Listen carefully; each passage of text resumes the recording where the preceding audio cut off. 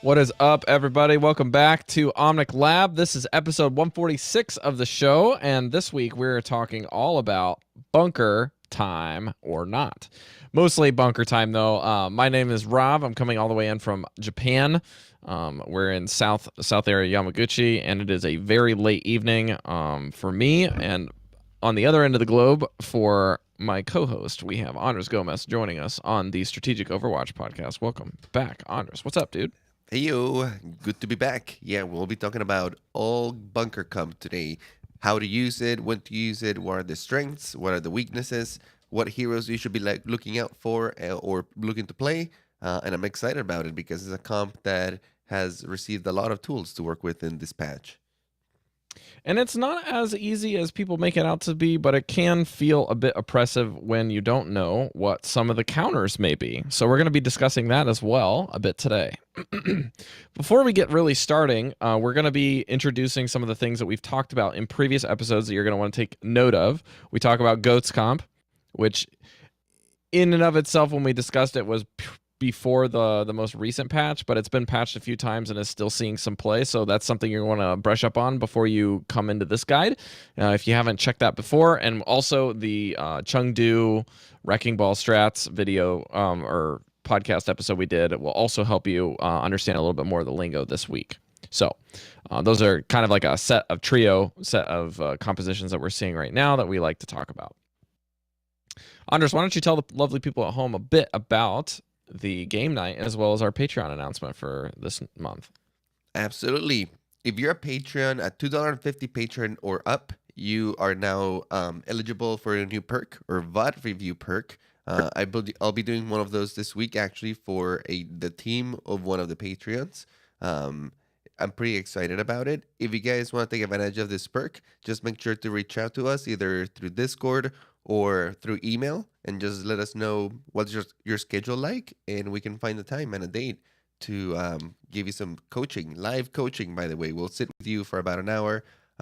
We'll watch you play a quick play or a comp game, or if you just want to go into the training grounds and do like a 1v1 kind of thing and practice like a specific kind of skill, we can do that too. Anything you want to do or improve, we're here to help you.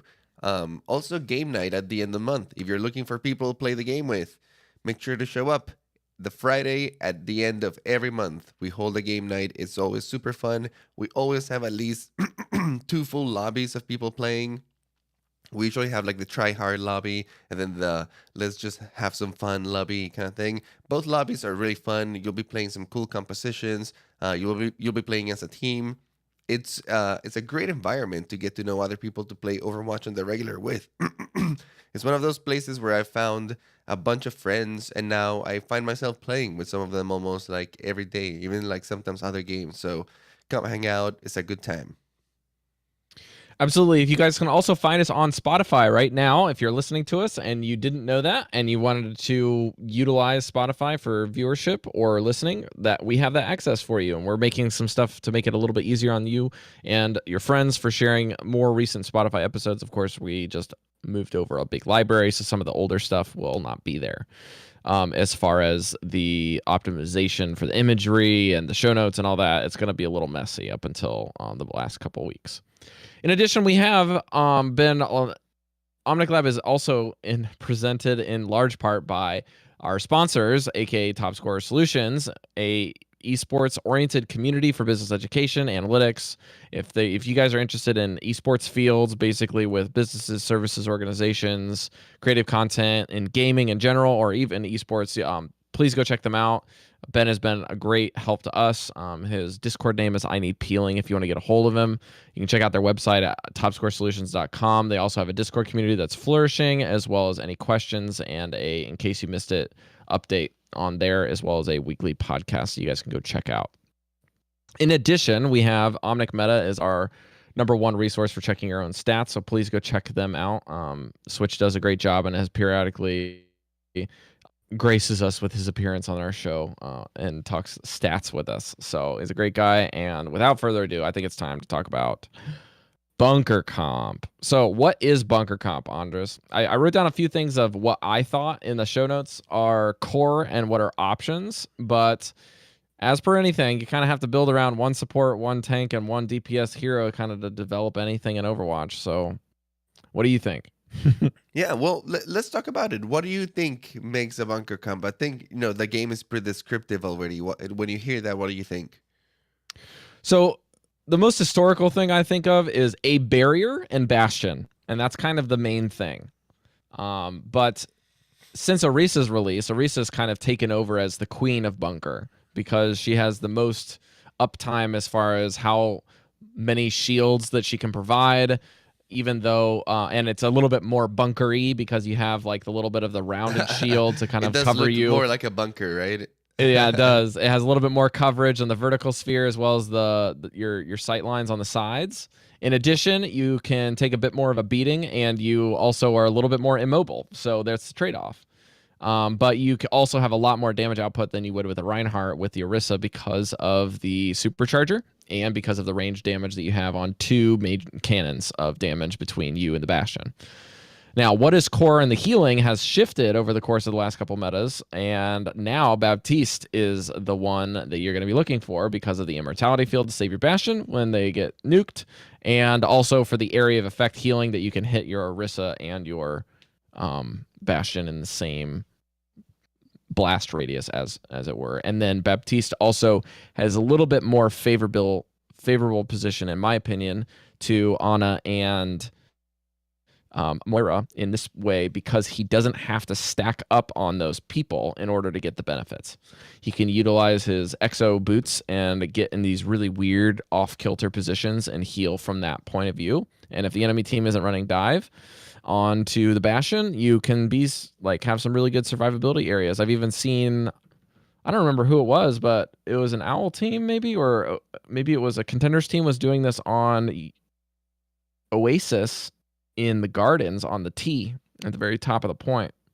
They just set up there and were utilizing, I think, a Symmetra to move around.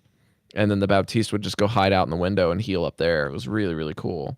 Yeah, I mean, there's a lot of stuff that you can use in this composition, but all of those are kind of like characteristic of some bunker comps. The way I see bunker comps is basically a composition that can just hunker down in one position and hold that one position. And you mentioned a trade-off, and there's definitely a trade-off. You're trading a huge amount of mobility that sometimes other heroes can bring into the game for heroes that are more staticky, like the ones that you mentioned, Bastion, Orisa, and then the trade-off is you trade all of your mobility for firepower. You are incredibly, incredibly dangerous. Just standing in front of you should be like enough to just get you killed. So Bastion is an obvious choice. Orisa over Reinhardt starts becoming a very attractive choice because one, you get the shields that Reinhardt can provide, but two, you're not really bound by your shield like Reinhardt is. When you think about Reinhardt, if you're holding your shield, you're not doing anything else, right? You're basically just standing there.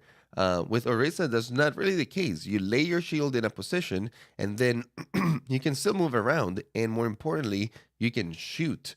And Orisa, she hits relatively hard. As long as you're hitting your shots, she's not the easiest person to hit your shots with, but if you get a good amount of leeway and you know how to lead your projectiles, you can dish a lot of damage too, especially against barriers that are easy to hit. You can break those down with your Bastion quite easily. So now you have two heroes alone that are dishing a ton of range damage. Now you can usually combine it with a couple other things. In the healing position, you want heroes that one can hunker down and bring utility to that hunkering down. So Baptiste becomes an obvious choice because of his ability to heal so much right in front of him, and immortality field, right, to protect everyone who's just standing still inside of the bunker. Heroes like Ana become pretty attractive too, right? You have Sleep Dart if everyone comes mess with you. You have the grenade to heal everyone around you, and you also can do range damage if you need to. If nobody's getting attacked, you can help out. Shoot people at range. Mercy is also pretty great. The damage boost goes right with Bastion. Um, Zenyatta is can also be pretty decent as a second healer, for example. Bring Discord orbs, and again, more range damage that he can be spamming. The more people that can be spamming from your bunker and adding it to a lot of your damage output, the better. Especially with Orisa Supercharger, for example, that can just boost everyone and give you even more firepower. So you guys kind of start getting the picture over here. Just this composition that trades all of their movement for an incredible amount of firepower that can just melt people down before they even try to get to the choke point. Um, So let's kind of transition what it is to more of the why. Why were you choosing this composition? What are places and maps that you actually want to choose bunker comp, and what's the purpose there? Because if you're considering using this, this setup in your rank games, you kind of have to, for starters, you definitely need to get a Bastion and an Orisa at least on the same page of being okay with setting this up. The rest of it's pretty much like getting a healer that will get on board. You don't have to have a Baptiste, but you don't necessarily want to have a Lucio and a Zenyatta, or a Lucio, Zenyatta, or a Brig as a main primary setup. Of any two combination or even three of them together is not really enough to kind of cut it. So as long as you can get Mercy, a Moira, Ana, or a Baptiste, you can really set this up. But outside of those three heroes, you have a lot of flexibility with what you can do. So why would you want to choose this? And when is that really kind of pertaining to something that would be a good consideration, and at least kind of the top level? Of course, you can play this at any rank, so, and at any situation, like you can with Dive or like you can with Goats. But this one's a little bit less universally accepted as quote unquote good. Yeah, absolutely. Well, let's think about it from the standpoint. Now that we've kind of laid out the weaknesses and the strengths, right? Like, what is the trade-off that Bunker Comp is making? What do you think would be kind of like the obvious places to place this based on those weaknesses? Usually it's defensive, because you were trying to shut down zones. So my guess would be, trying to run through the top of my head, you're going to want to go look at what control points are easy to get to, easy to set up. Maybe pick a couple utility heroes to get there quickly and set up and sit there. I think of maybe Nepal Village, where you can set up on that point, blow people up. I know the Outlaws did it way back before we even had Goats existing. they ran a impromptu Bastion in there. And then you have 2CP. 2CP maps really pertain well to this sort of strategy. So first things you think of are Volskaya and Paris, Hanamura and Anubis. And then in addition, you have the pirate ship alteration of bunker, where you basically are bunkering on a moving target, a la the pirate ship on the payload. So we've seen a little bit of fringe use on this pirate strat in the first point of Route 66 and the first 2 points of Junkertown. Yeah. All great points. Let's start with the first one that you made. You said that it requires some setup, right? And let's touch on that a little bit, because that does limit where you can run bunker comp. You need to be set up before the action starts happening, right? If you're setting up in the middle of the battle, things might not go as planned. And you usually want to be already kind of like ready to go. Your shield in front of your Bastion already in sentry mode, so that when the enemy team appears, you're like firing straight at them and taking the most advantage of bunker comp. So usually that means it's more conducive for defense. Unless you're running things like pirate ship and stuff, you can do some exceptions. But normally, defense is a little bit better for bunker comp, because you can choose where you want to take your battles. You can choose the best location for you. And we already talked about the trade-off that you make. You lose almost all of your mobility with this comp to get the most out of it. So if you're playing this composition as a mobile composition, you're missing out on the biggest strength that it has. You might be able to pull it off, but then again, you're not playing to his strength, so might as well pick another composition who's a little bit better at being mobile, right? So setup, very important. Defense becomes a little bit more attractive. Then your location, the one that you pick to set up, is very important. Normally it has to be a location that can overlook the point that you're trying to contest. High ground starts becoming really appealing because you can be in a position where maybe you can overlook the point, see everything that is happening, and you are harder to shoot. And heroes like Reinhardt, for example, can't just outright get to you very easily, right? They have to kind of like look at you from the bottom where they're contesting, or take a huge walk around to kind of like come and get you, right? So high ground becomes super important, and usually high ground that can look over the point, the payload, or anything that you're trying to contest, the area that you're trying to deny. You need to have as much a vision of it as possible from the safest zone that you can find. Um, you have a lot of good examples on locations. Can you think of a few? Yeah, absolutely. When you're playing on a 2CP map, for example, I want to overlap what I'm going to say here with a couple particular heroes. You have to think of where's good, and then you also want to think of what high grounds do I want to get on. And you shouldn't limit your options by where can Bastion and Orisa go. You should always consider including a Symmetra or a Mei pick as options to get your team from A to B. If you want to go to a higher point than you normally could get access to, there's that super tall building that Widows love to set up on point A defense Anubis that you can't get up there unless you have a Symmetra or a Mei wall to get there. So those are heroes that you're going to consider to help you out get there. The other thing you want to consider is setting up with what other heroes you're running. Are you running a Junkrat with your guy? Or with your Bastion? Are you running a Widowmaker? Are you running a Hanzo? Are you running a Sombra? Are you running a Tracer?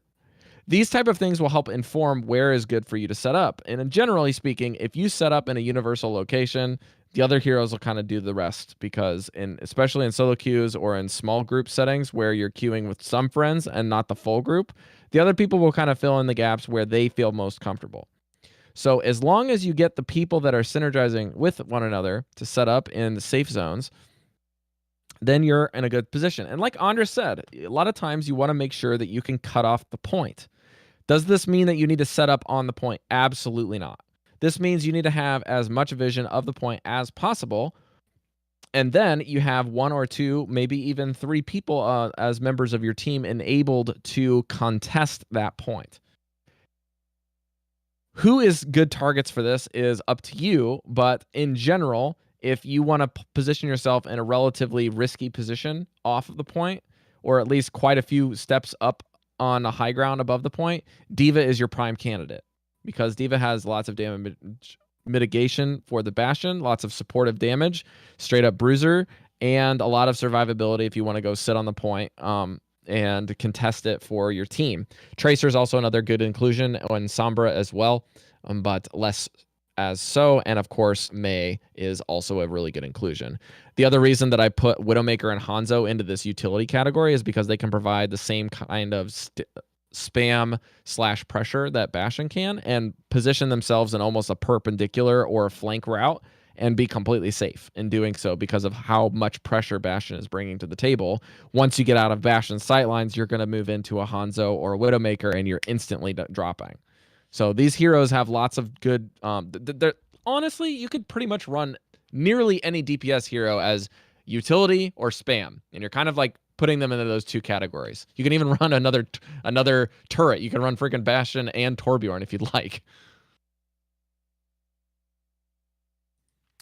Yeah. Do you want to talk about like some of the options that you have as heroes? We can move from locations. Yeah.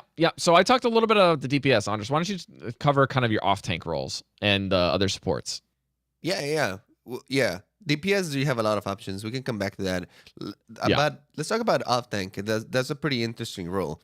As off tank, sometimes I see some people like doubling up on shields, like taking a Reinhardt and an Orisa. I think that it can work because it can make the bunker really annoying to get you, and if the enemy team is not playing kind of like to your weaknesses and not trying to like avoid sight lines and kind of just trying to break your shields, it can work pretty well.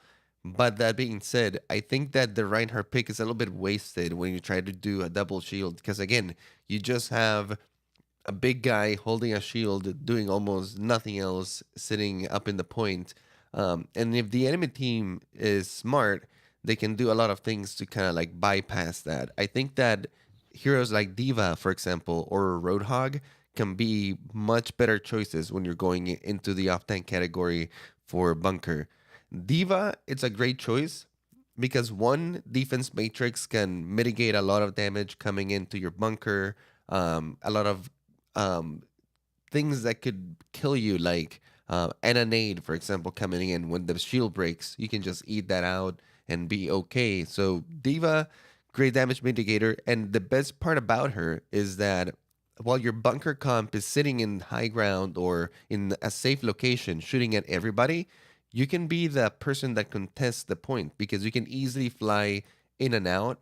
You can just drop down to the point and not allow them to get any free ticks while your Bastion is still shooting at them from the top, putting a lot of pressure on them. If you're dying, you can quickly just run back to the safety of your bunker, get healed up, then come back down when you need to. So very versatile hero and can add a lot of contest potential to the composition. Because one of the things that can really counter this comp is to just bypass it completely. Hey, let's just not even give him sightlines. Let's use heroes like Sombra, like Tracer, heroes that can just like get around the map real easily, and then we'll contest the point, right? Then all dive heroes will just dive into the point, and now we're here. If they don't come down from the bunker, we'll just cap for free, basically. So in order to avoid your Orisa or your Bastion having to like drop down into the hot zone where they probably won't have as much success, you get a hero like Diva to just do it on her own. And your Anna or your Baptiste, your Zenyatta, kind of like pocket her as much as you can to keep her safely. Yeah, there's some. I've seen some people try the Winston. It's not as good, just like it would be kind of the same format of running Reinhardt. The Winston's a bit different if you're trying to like go chase specific targets. But in general, Diva, Roadhog are kind of the first go-tos, and then Wrecking Ball's kind of seeing a bit more fringe use just because if they're trying to like hide in a place and kind of recharge shields and then move and hide and move and hide and move, they do that strategy.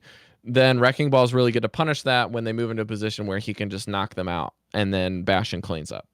So that is a very viable strategy as using him for the off tank role. Yeah, Wrecking Ball can also be pretty effective because just like you said, if they're trying to get to the point, you can just interrupt that movement and buy more time for your Bastion to kind of kill him or get him out of position behind the shield and let your bunker just kill him outright. He's a self-sufficient hero, so he can kind of like go do his own thing while your bunker, just holds tight. And Roadhog is a fantastic hero because of the synergy with Orisa, right? You can help your team break shields down very quickly.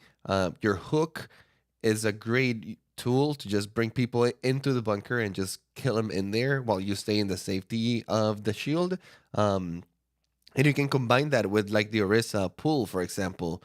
So you can time certain things to just get guaranteed hooks. A little bit more advanced and harder to do, but if you can do that with your Orisa, man, you're gonna have a really, really strong bunker.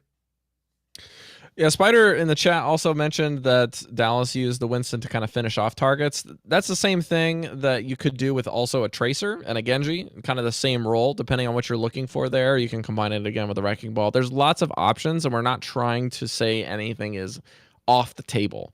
Again, when we mention compositions, Andres and I are really key on letting you guys know who is core in the composition. A lot of times you're going to see teams in the professional circuits that are playing these bunker strats or slambulance way back when that was a thing before goats existed. Goats, snoats, whatever it is, and even the Chengdu ball 4 DPS or ball 3 DPS setups.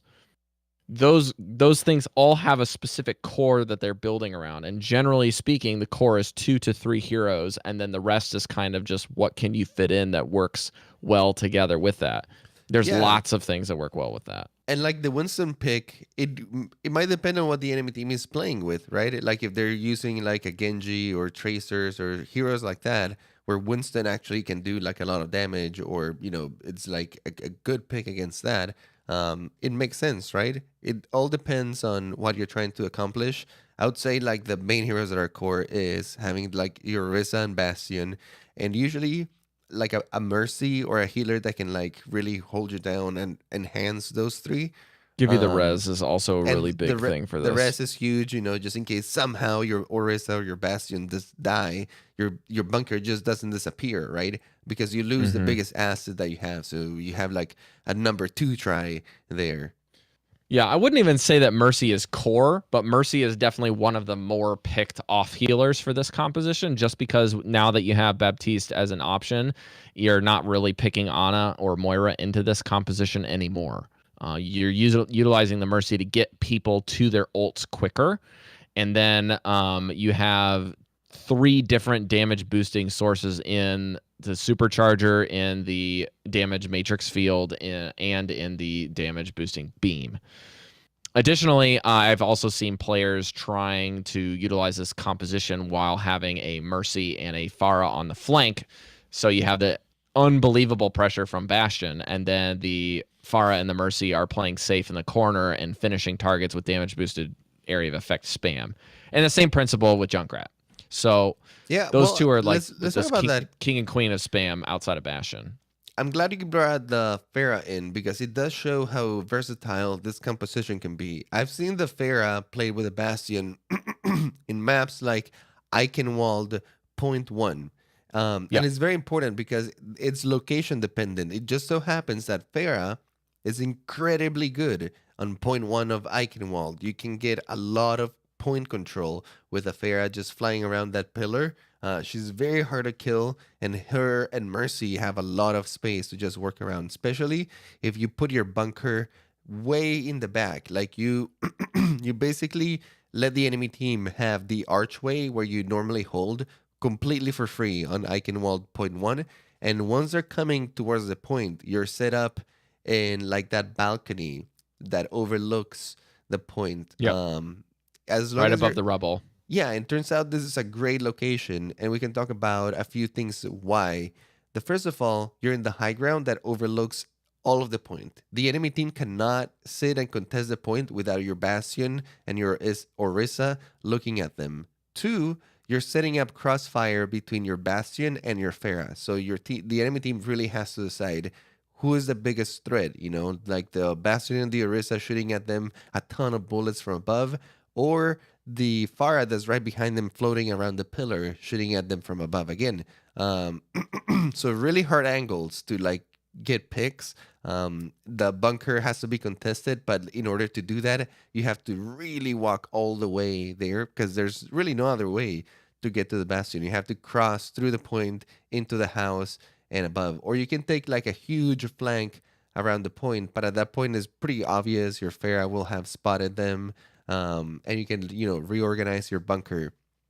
Second reason Yep. why this position is really good is because you have an actual retreat behind your bunker. There's that building that your team can actually go into. If you're playing at Baptiste, if you're playing an Anna or as a Nyara, they can kind of hang out in that building behind the Orisa shield as well, making it super easy. And if somehow your bunker gets breached, Baptiste can throw an immortality field inside that building where it's really hard to destroy, and your Bastion or Orisa will still benefit from the outside as long as you throw it kind of like in the corner of the door. Um, and they can just retreat inside of the house, right? And rinse and repeat. Your healers can be exempt from any EMP that's exploding outside or any ultimates that are going on. So one of those positions is ideal. If you can find something like that, you can do so in several other maps. But Eichenwald is a great example.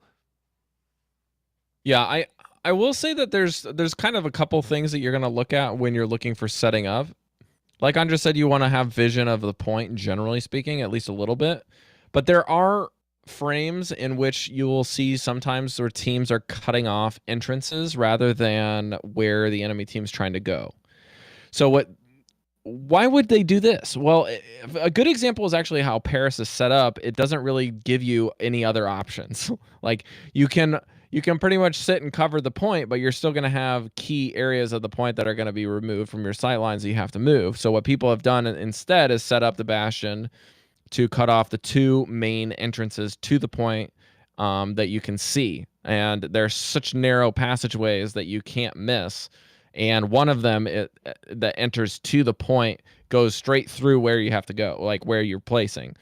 And in addition to that, you will not necessarily run every person in that space, but you'll have your other DPS or your other tank or your other support positioning kind of perpendicular to your spot or covering a different viewpoint and also the point, so that they actually are kind of like a 3 set mobile unit and you guys are the 3 set standard unit, like you're not moving.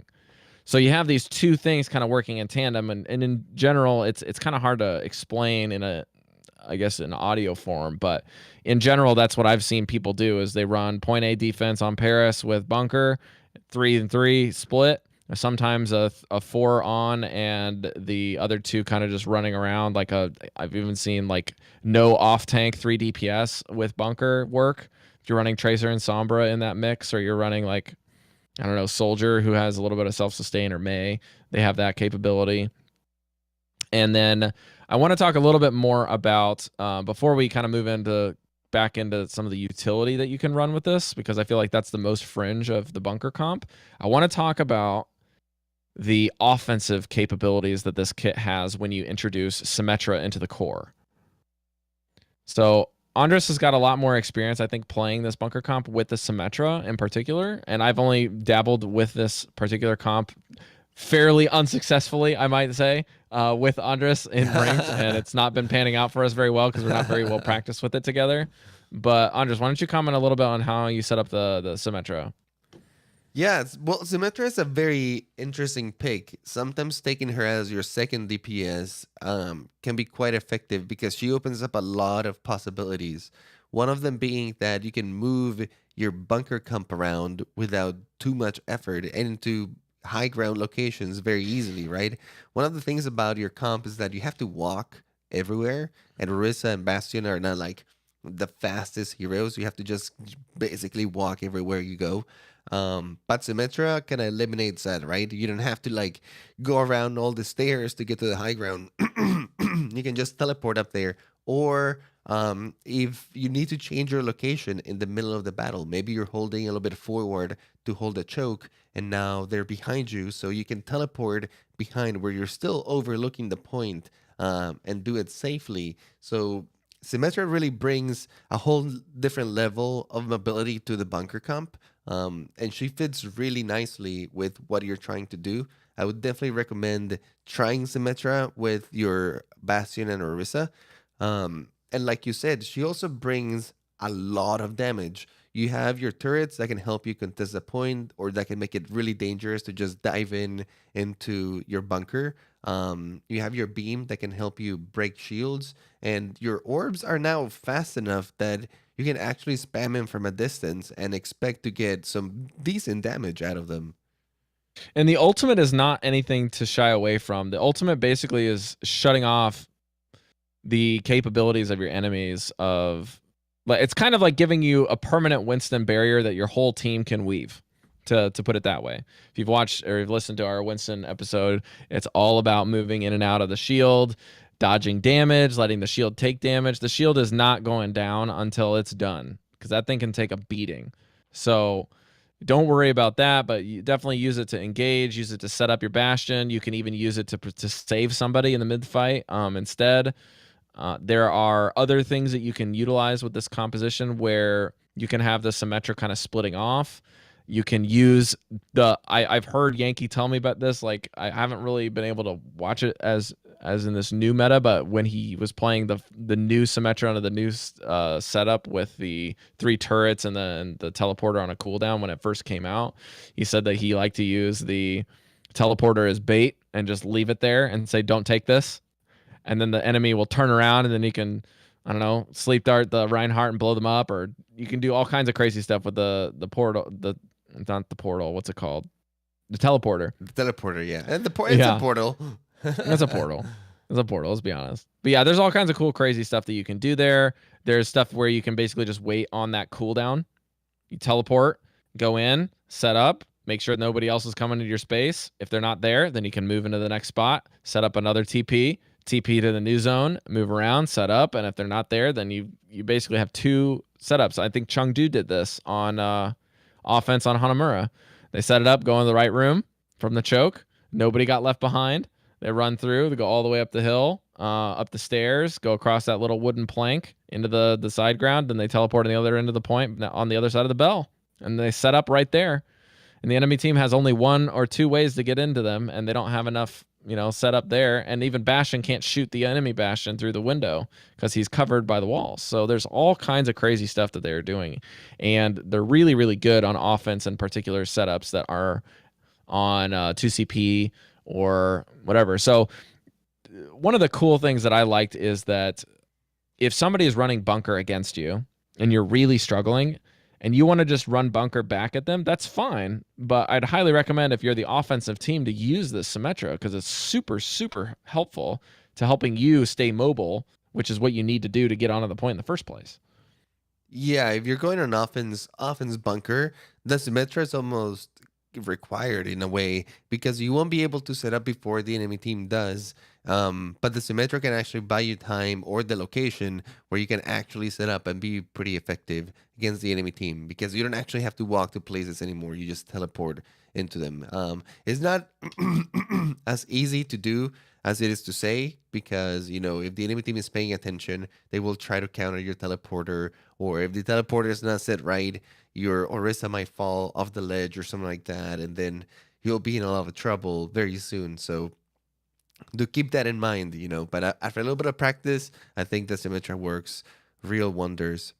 Shaz in the chat is saying how he had a really good experience with a Symmetra and a bunker composition. Horizon game. In a Horizon game, he said that the enemy team was running goats and they just keep getting destroyed every time they try getting to the point.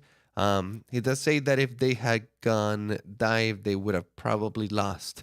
And that is the thing about the bunker comp. You're so good at holding compositions that are not super mobile off of the point. Goats is a great example of it, especially Goats that is not being played to its full potential, and the defensive cooldowns are not getting rotated right as you're trying to approach the point. You can really abuse it, right? You can break down the shields real fast. The Zenyatta dies super fast. The Brigitte dies super fast. You can kill the Zarya too once her shield is gone. And most of those heroes have a hard time getting to you. And as long as you're playing smart, you can really abuse them, right? If you're just trying to contest the point, you can just kind of like shoot at them almost for free because they'll have almost no way of breaking the Orisa shield. And your Bastion is just kind of there happily. But if they had just gone dive and contested the point and ignored your Bastion for the most part, you probably would have had to concede your location, try to contest the point, and eventually they can wear you down in that sense, right? Yeah, absolutely. Let's kind of talk a little bit more again about utility that you can bring to this now that we're talking Symmetra. So let's talk about why you might want to bring in a Mei or a Sombra, a Widowmaker, or Hanzo into this kind of a setup, Andres. Andres has really been playing bunker strats on the Sombra in particular.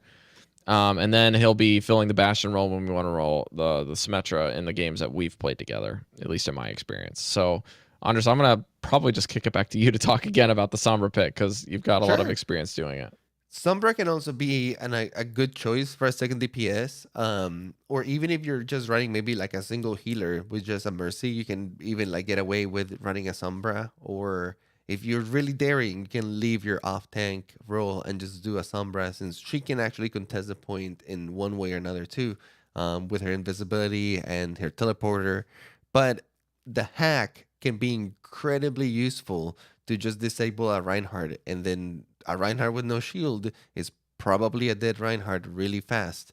You can disable any immortality fields or any defensive cooldowns that you think might mess with your Bastion shooting power. You can disable those. EMP again is like making the enemy team walking naked into the point, so your Bastion can take advantage of them. Just a lot of like real good tools that your Bastion can utilize. And then again, Sombra is one of those self-sufficient heroes. So as long as you're playing her right, you don't necessarily have to be in the protection of your bunker. You can kind of just go off and do your own thing and always be cross-firing at the team, be hacking the team from like the other end where they don't really want to turn and look at you because they would be ignoring the bastion at that point.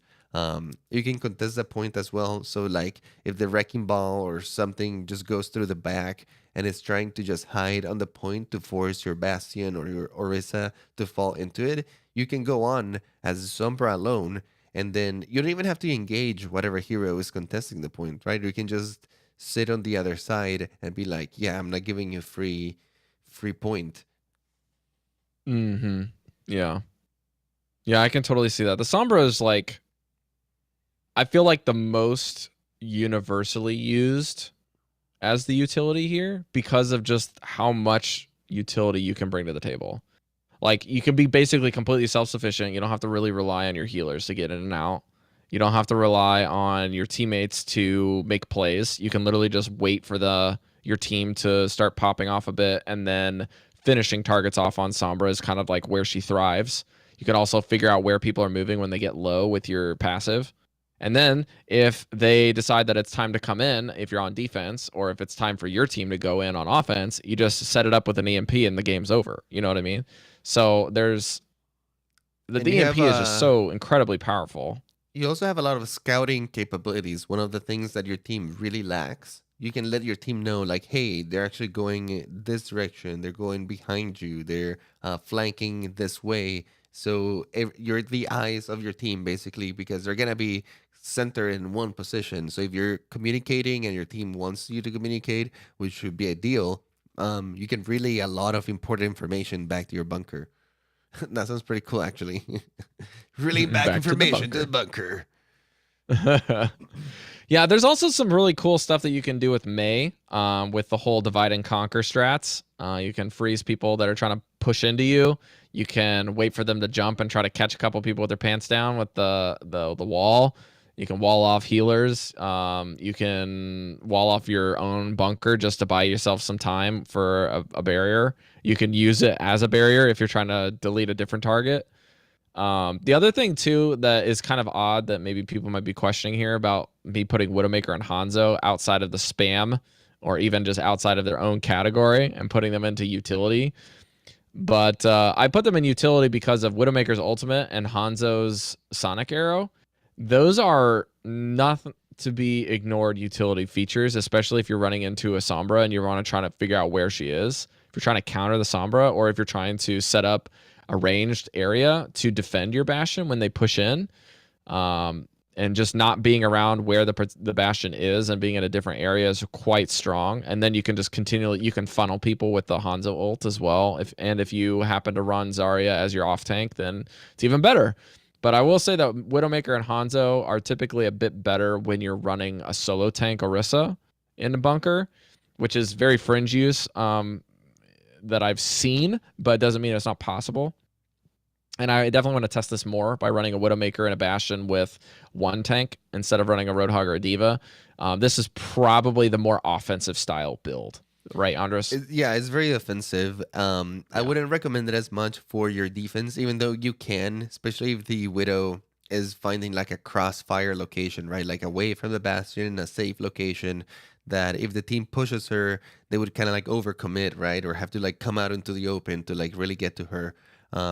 So it can be effective in that way, but I would recommend it more if you're doing more of like the pirate ship style, like if you're in Junkertown and you're trying to run bunker into the payload as the attacking team. I think a Hanzo or a Widowmaker work pretty well because then again, they can kind of go on off their own. They have a lot of range, so they can find some really good angles away from your Bastion. And the enemy team has to choose, right? Like, who are we paying attention to? The Bastion of the Orisa coming in the payload, or the Widowmaker that is like 180 degrees in the other direction, shooting at us from a great distance. And then, like you said, Sonic Arrow and the Widowmaker Ultimate do offer, again, that scouting ability that the composition loses because you're all hanging out kind of like in the same spot, very concentrated, and just shooting behind the shield. So Right. that can't be underestimated. They're not like the most well-rounded choices, I think, for this composition. but they can work if you have like an incredibly good Hanzo or Widowmaker in your team and you're trying to go a little bit more in the offensive. Yeah. Yeah, yeah, I definitely agree. So, what else can we put into this comp, guys? The other considerations would be how you would want to run a Tracer, I would say. Tracer, Ashe, and Soldier are kind of our last picks here. Tracer, to me, actually seems very similar to how you would run a Sombra, but the Tracer can provide pressure if you are running a defense where the enemy team is running a lot of DPS, and you can just sprint and delete the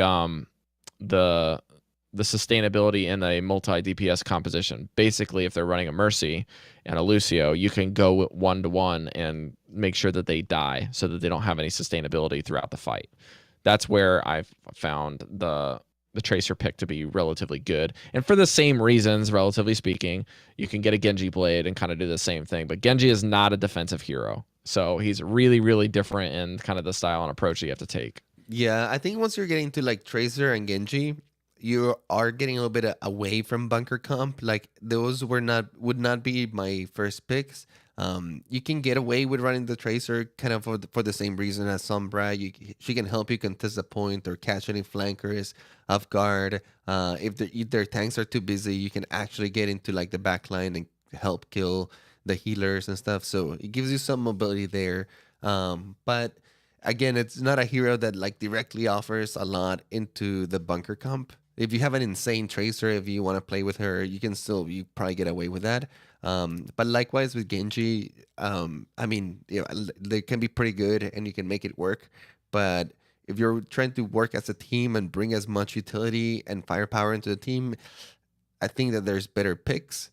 When you go into Soldier and Ashe, I think those two you can actually get away with. And sometimes you can even trade off your Bastion to just have like heroes like Ashe or maybe like a Junkrat, like a conjunction of heroes that they can still output a lot of damage behind your bunker. I think that Bastion is just usually the best because you got incredible shield breaking capabilities and you can melt down people. But then again, you can pair them up with a Soldier or an Ashe, or even just outright trade him and just bring like Soldier and Ashe, for example. Both of those heroes. And Ashe's dynamite is crazy with this comp if you place it right. Yeah. If you're throwing dynamites and getting shots with them constantly, your Soldier's constantly spamming while damage boosted.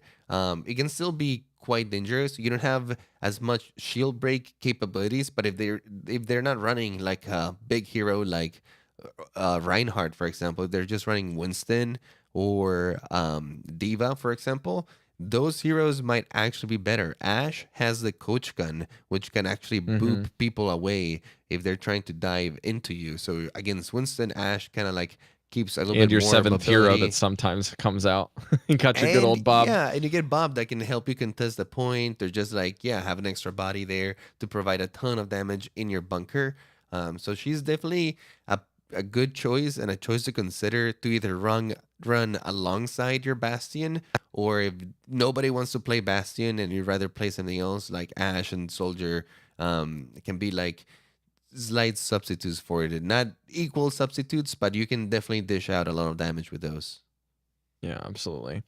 The other thing that you're going to want to consider here is, again, what we talked about all last week, which was the combos. What are you going to be doing when you're using ultimates? What are you going to try to combo with this? Andres talked a lot about the combos with your Roadhog and your Orisa Pulse. You got both of those things comboing with your Bastion damage as a whole. And then you have your Mercy playing for the res, right? So with this composition, the combos that you're looking for with regards to the ultimates is basically if EMP goes off and it's yours, everyone's got to go in, whether or not you're in or out of the bunker a lot of the time. You need to basically play risky because they've basically got nothing. They have no cooldown, so you need to play for the abilities that they've lost. And kind of sacrifice your mobility and your vulnerability in order to punish them for not having abilities for a short time, or ultimates if you landed it on everyone. Yeah, well, hopefully your Sombra is EMPing as they're walking through the door, so your Bastion could just kind of like clean up right exactly. there. Exactly. The other thing that you're going to want to do if you're using, again, Hanzo or Mei, or even Ash and Soldier, is basically using your ult to either funnel or engage on the opposite end of your Bastion ultimates, if that can make sense. Basically, you want to use these ultimates in order to set up the parallels for when you're losing fights and your Bastion is down and you're trying to come back, that comeback mechanic. When you lose your Bastion and you don't have a resurrect for him and you're fighting 5v6, sometimes you blow an ult if you haven't used one in that fight to kind of make a comeback and get 2 quick kills. That's what Soldier, even McCree's really good at doing. And Tracer can maybe turn the tide with a Pulse Bomb, although Pulse Bomb kind of abides by different rules a lot of the times because you get it so quick. But when you run these other heroes, again, it's important to communicate with your Bastion when he's going to ult and when you're going to ult. Because if you can stagger those things and kind of keep the economy going back and forth between you two, you can basically use them like support ults. They're just offensive. You're basically making use of one at a time instead of stacking them. Because if you're stacking those 2 ults together, you're kind of just wasting your entire strategy. The whole idea is utilizing an ult on one side and then utilizing the other. If that makes sense. It's kind of hard to describe in audio ideally format. you don't want to stack too many offensive ults. Your Bastion already has enough firepower when he's into tank form, especially if he has like a mercy damage boosting him behind him, where people are Discord orbed or something. Like that's usually enough. Your supercharger is a great tool for the rest of your team to get their ultimates.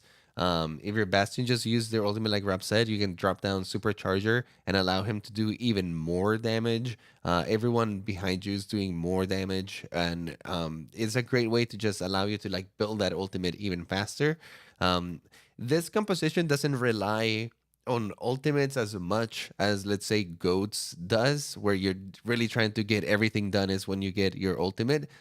Fortunately for this composition, like just your firepower alone that you're bringing in from the Bastion and Orisa can outright kill people. With that is enough. You know what I mean? But the ultimates do just help you get that little extra power. And most importantly, the ultimates that you really want are those abilities that are going to keep you alive and in the same place, right? Like you don't want to get bullied out of your position. So things like immortality field or things like a transcendence, um, an Nana grenade, things that can kind of like help you hold your ground. Even like the Orisa turbocharger, if they're trying to like come at you and bully you, just drop that down and be like, "Oh yeah, let's see what I got over here, baby." Yeah, exactly.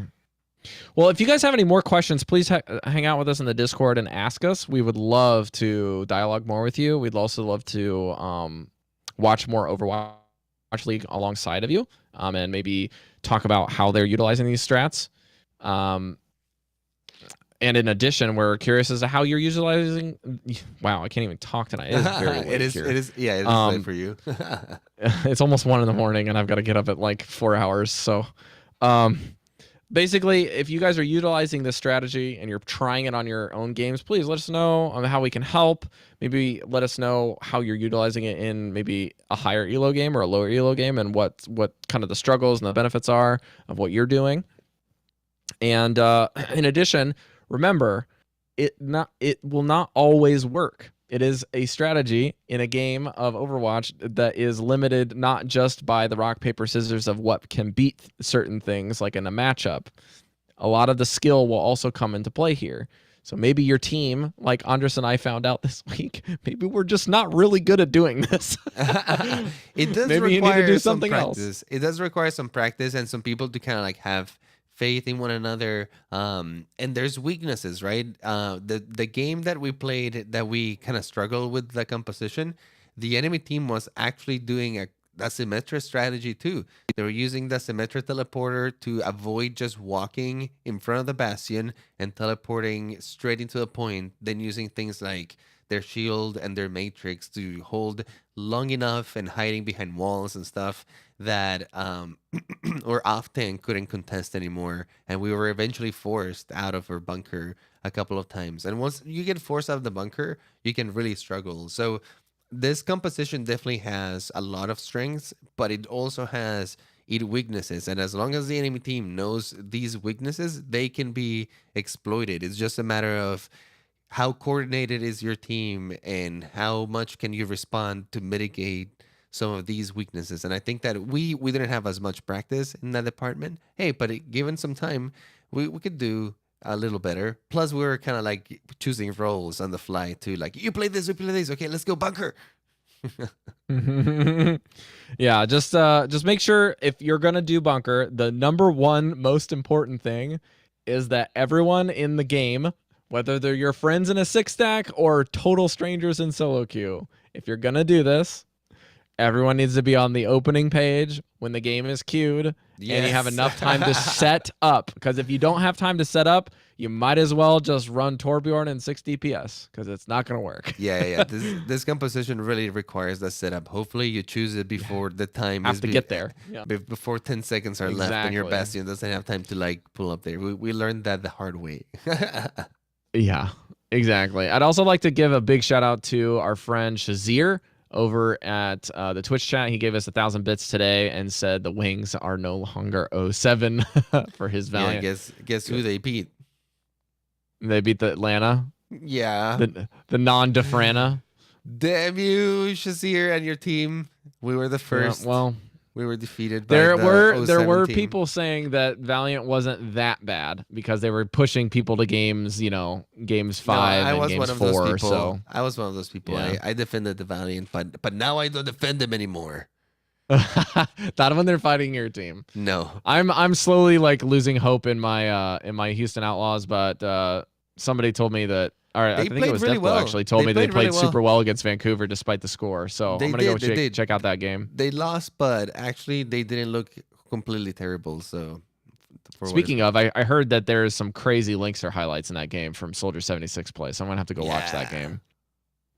But if you guys are looking for good high level play and or discussions, we highly encourage you to go watch Overwatch League and then bounce over to the Discord and talk to people about it in live or otherwise, because that's the only way to improve is to ask questions and try to figure out why people are doing certain things instead of doing the whole ESPN, everyone's an analyst with a critic, or everyone's a critic type of thing where your opinions are always valid. Try to dialogue with people on our Discord. It sometimes comes across as arguing just from certain points of view, but just remember, it's all in good sport. We like giving people crap about their teams because we are passionate out here.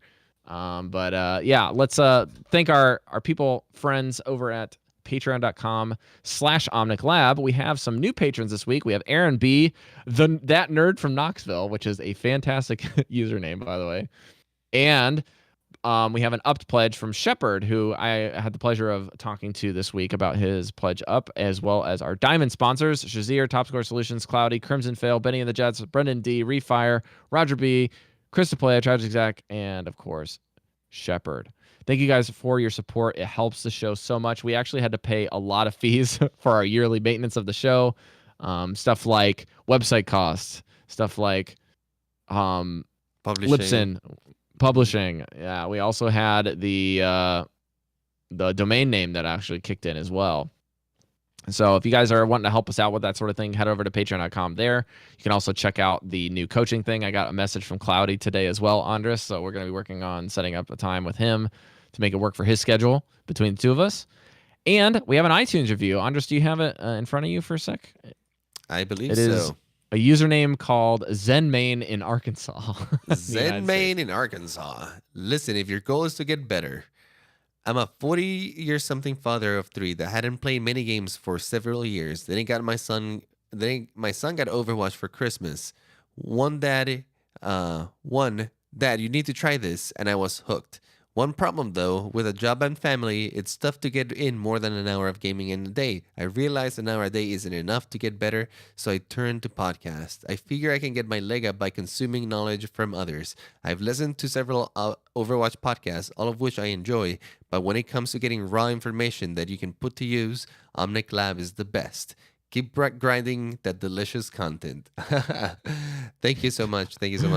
Yeah, we try to get down to to the basics, down to what you actually need to hit the game running, and play compositions. That's what we like discussing over here. We do have news and lore episodes and interviews and stuff, but we try to do it from the eye of the learning the game and that strategic kind of like eye. So thank you. Glad you recognize that and glad that we can provide that for you. Absolutely. We're also going to try to next week cover the new event. I've heard that there's some really cool stuff in here, and that is why we have decided to not make anything about this episode with regards to the event, skins and all that jazz, just because of how extensive we're going to be covering it next week. So don't worry. We know it's here. We're going to talk about it when it comes around, but the only thing that's strategic focus that I have heard is that this patch will not be including the new Junkrat missile changes. I think that's what I heard through the grapevine. It's not official, so don't quote me on that. But from what I can tell, have to wait and see. The missile speed changes for Junkrat may not be in just yet. You may have to wait another week for that, but just keep that in mind. If you guys want to find the show and support us, we're on Twitch. Please support us on our Twitch affiliate program. You can subscribe with Twitch Prime. It's great, and it's super helpful to us, as well as our Patreon.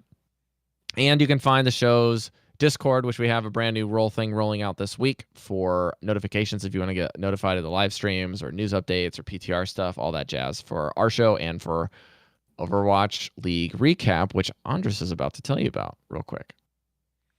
Yes. Sorry, my audio kind of cut out there for a second. What was the question? I was going to say you could mention your Overwatch League recap. Oh, yeah. If you guys want to tune into Overwatch League and learn all about that, you can watch or listen to Owl Recap or Overwatch League Recap. You can find it in all the same places. You can find Omnic Lab, iTunes, Spotify, Google Play, all those good places. We've had a lot of really cool guests. We have a lot of really cool interviews in our YouTube channel as well, private interviews, one-on-one with some of the players from the teams. So if you guys are interested in that, check it out because a lot of them have turned out really, really good. And just all around Overwatch League content, you can find it there. We're in the Discord as well, so if you want to chat with us, just join the Discord, Omnic Lab Discord, and we're good to go. You can find me on twitter.com/notrob and on Twitch at notrobmay. I've been streaming quite a bit. This last week has been just nuts, so maybe not this week, but next week. And of course, on the game night, I'll be streaming on that platform, so Andres can utilize the Omnic Lab one for his stream. Andres, where can people find you? And we'll close out the show. If you want to find me, you can look me up on Twitter at iPlayGames. You spell that IPLAI Games. And that's going to be it for episode 146, The Bunker, Time or Not. Don't be a lab rat, be a scientist. We'll see you guys next week, and be good to each other out there, and bunker up. Let's go. Let's go, dude. Let's go, dude. Not anymore. Let's not go, dude.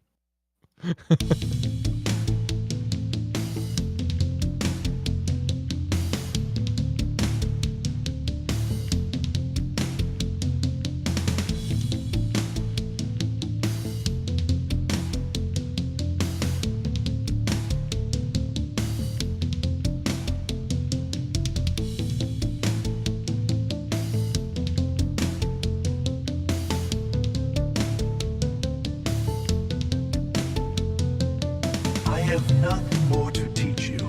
The rest you must learn for yourself. Walk in harmony, my student.